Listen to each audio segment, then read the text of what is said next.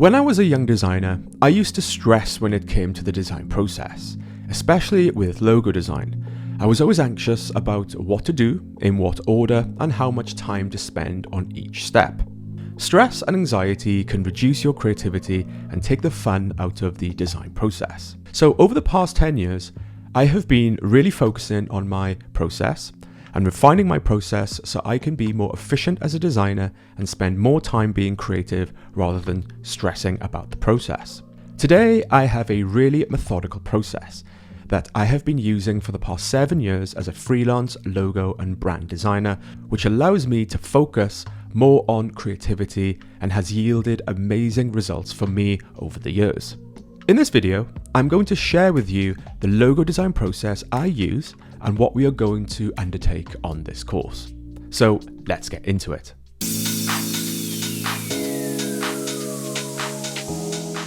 So here I am with a design process checklist. This is a document I have prepared, and it's a document that I use every time I undertake a logo design project. This is a checklist that I follow to help me stay focused and move through my process. On this course, we are going to be covering each step and crossing them off as we progress. If you want to get a copy to follow along with, you can get it in the course folder.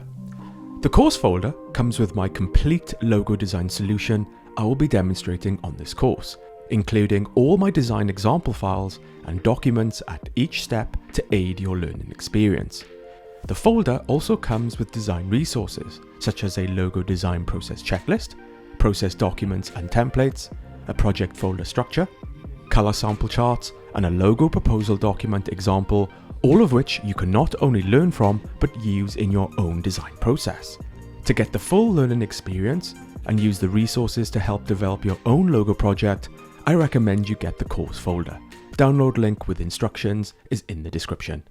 So with the course folder open, click into the resources folder and open the PDF document labeled Logo Design Checklist, and you'll have the same document I have open here. Now you can either look at this on screen or you can print this out. I would recommend printing this out because we are going to be crossing this off as we progress. Okay, so let's take a look at this.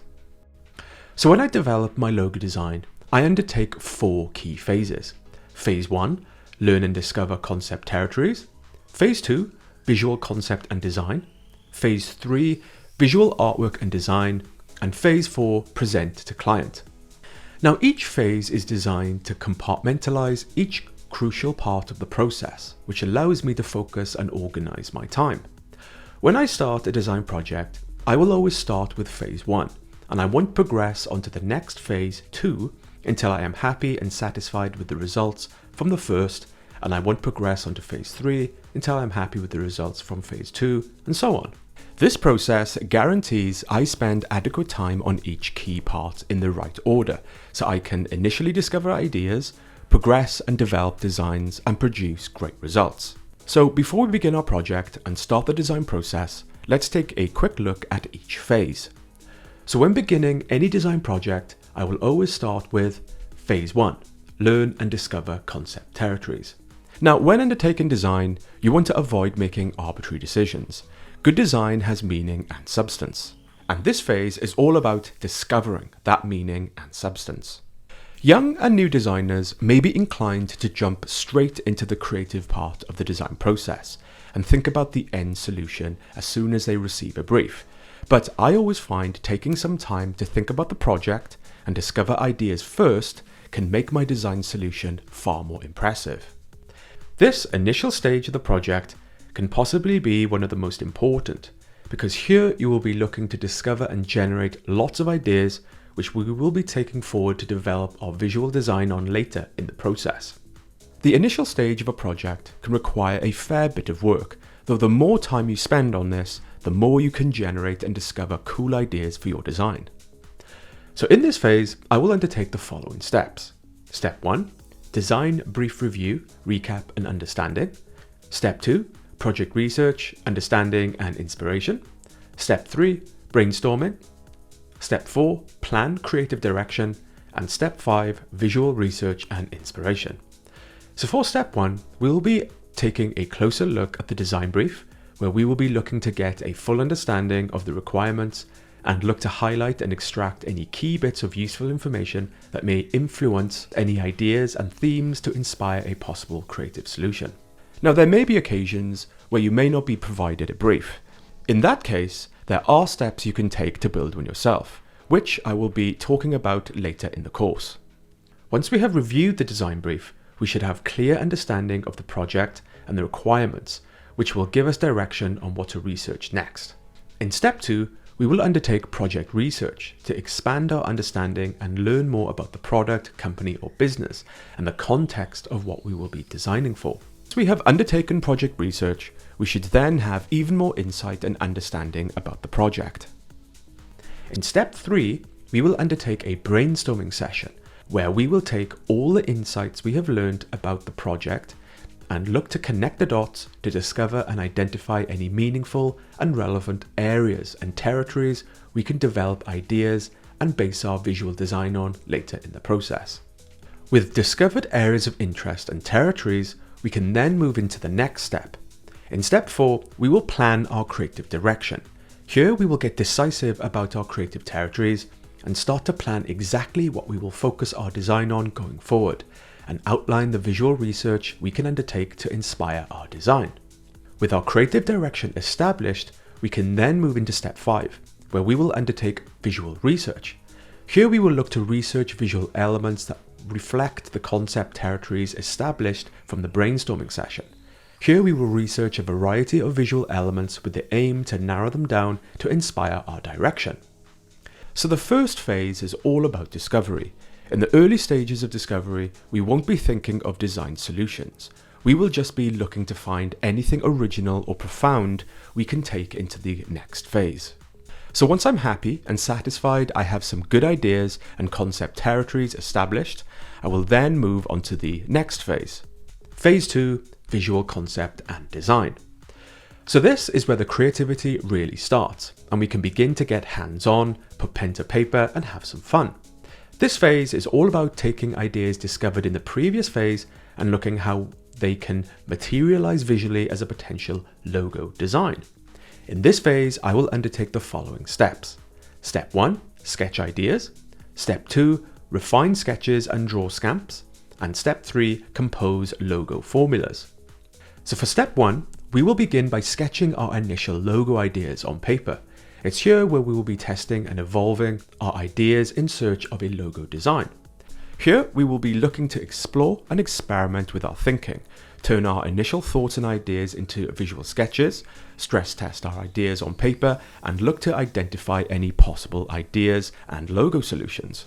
During the first step, we will be covering a lot of ground and doing a lot of rough sketches. Once we have spent some time sketching, we should soon start to identify some ideas that could lead to a logo design solution. In step 2, we will look to isolate the designs we think work best and start to refine our visual concepts. Here we can look to organize any routes and options clearly if we have more than one to take into the next phase. Once we have refined our sketches into more clear logo designs, we will then put together logo formulas in the last step to clearly show the specific ideas that have gone into each logo design to communicate this visually. So the second phase is all about exploring the ideas we identified in phase 1 visually and looking how our ideas can come to life visually as a potential logo.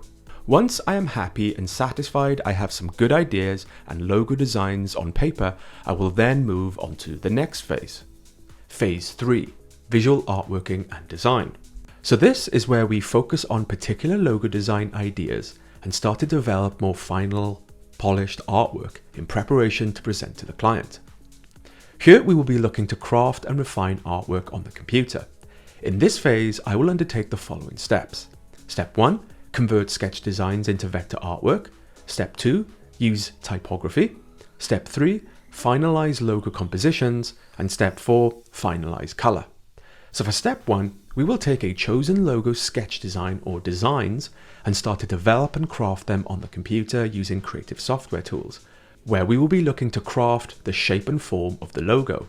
Now, depending on your logo design, if you choose to use a type element, we can move on to step 2, where we will add and refine any typography. During the first step, we will be covering a lot of ground and doing a lot of artwork to craft our logo design on the computer. As we design and craft our logo designs on the computer, there may be a variety of routes and options that occur.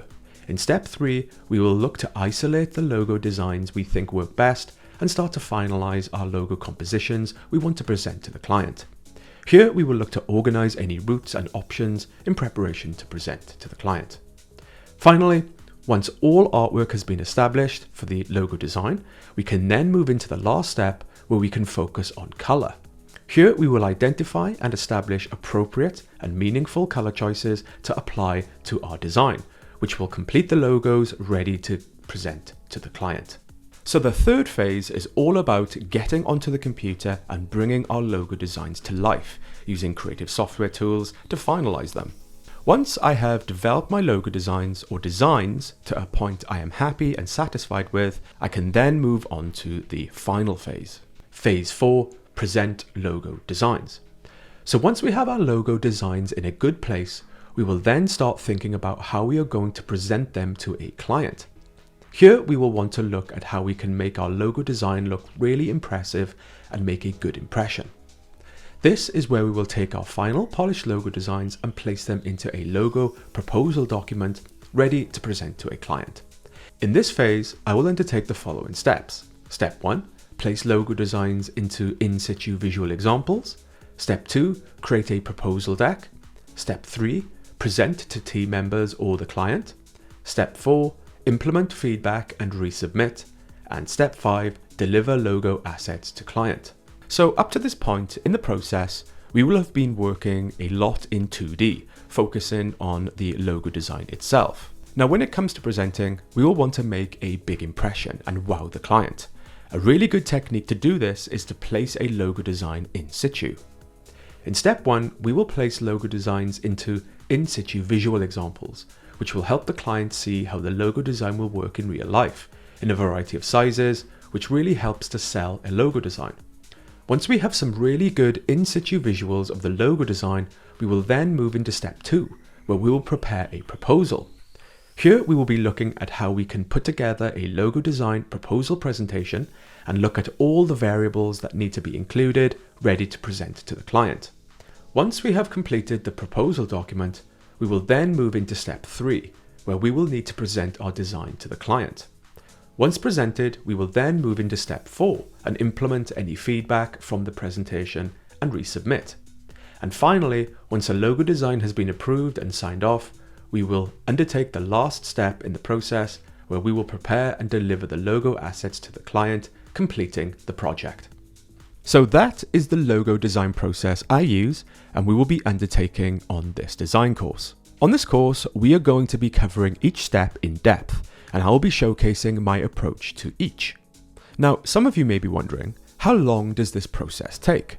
Well, I like to describe this process as a responsive process. I've worked on projects where I've had 6 months to develop a logo design, and I've been on projects where I've had only a week or 2. The time I have on a project will determine how much time I spend on each phase. With a decisive timeline, I can decisively assign time to each phase. So if I only have a week, then I may only spend a few days on each phase, whereas if I have a few months, I can spend more time. Simply put, the more time I have on a project, the more time I can spend on each phase, which means I can simply undertake more work and discover and develop more ideas and develop more routes if required. Personally, I like to spend at least a week's worth of work time on discovery and a week's worth of work time on design, artworking, and a proposal prep. Remember, logo design is not just about the end product, it's everything that goes into it. At least 50% of the time I spend on a logo design can go into research and development. I always communicate this to the client and make them understand how valuable this is to ensure they have an amazing logo. Now, there is no right or wrong amount of time, but you want to give yourself enough time to do a good job. Whatever you can agree with the client and what works best for you is what you should do. Now, I've used my process in a variety of situations on tight and larger timelines, and it has always worked well for me. Now, some of you may be also wondering, is all this process really necessary? Now sometimes you may be in a client meeting and come up with an amazing idea on the spot, right then and there. And that's great. It's happened to me and I have seen it happen a few times. However, what I normally tend to do is make a note of it and put it to one side, which I can always come back to later. I always like to exercise the full design process because this can reveal and uncover much more interesting ideas. This is the difference between a logo you get on Fiverr and a logo design a client is willing to pay a professional thousands of pounds for. When a client pays thousands of pounds, they are paying for the time it takes for a professional to execute a full design process, to develop a bespoke and custom creative solution based on careful thought, oversight and consideration, with the skills to deliver a design solution to high standard and present with a proposal document. So that is a tried and tested design process I have developed and perfected over the past 10 years, which I have been paid hundreds of thousands of pounds for in my career as a freelancer. I have utilized this design process on several projects at multiple design agencies and also for personal clients, and it has always worked really well for me. So on this course, I am happy to share this with you. So right at the start of any design project, one of the first things I do is make sure I have a digital project folder set up and a copy of my design process checklist ready so I know where to place everything, where to find everything during my project, and in what order to execute my design process. This makes the whole process a breeze.